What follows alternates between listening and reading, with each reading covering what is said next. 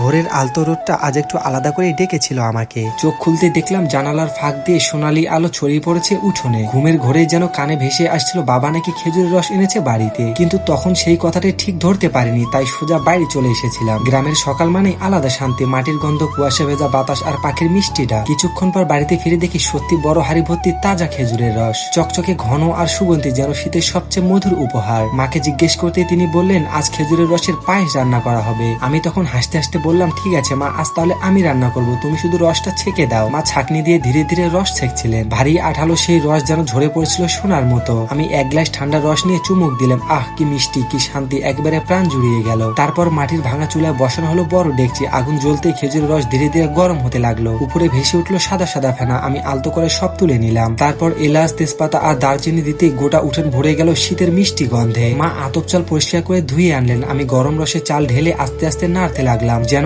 একটা চালও নিচে লেগে না যায়। চাল সেদ্ধ হতে দিয়ে দিলাম গুঁড়ো দুধ। অনেকে দুধ ছাড়াই করে, কিন্তু এতে স্বাদটা আরো ক্রিমি হয়। তারপর দেয়া হলো সামান্য চিনি, কারণ খেজুরের রস মিষ্টি হলেও এই বাড়তি মিষ্টিতেই পায়েসটা হয়ে ওঠে আরো নিখুঁত। 10 মিনিট ধীরে ধীরে ফুটতে দিলাম, তারপর নামিয়ে ঠান্ডা করে বাটিতে ঢেলে নিলাম। আর ঠিক তখনই বুঝলাম গ্রামের সাধারণ মুহূর্তগুলো আসলে সবচেয়ে সুন্দর গল্প। তো বন্ধুরা, আজকের গল্পটি এখানেই শেষ। ভিডিও দিতে দেরি হলে ক্ষমা করবেন। মাঝে মাঝে কন্টেন্ট খুঁজে পাই না, কি বানাবো ভাবতে ভাবতে অনেক সময় চলে যায়। আপনাদের যদি গ্রামের ভিডিও ভালো লাগে তাহলে অবশ্যই কমেন্ট করে জানাবেন। আমি গ্রামের আরো সুন্দর, সহজ, খাঁটি মুহূর্তগুলো আপনাদের সামনে তুলে ধরবো।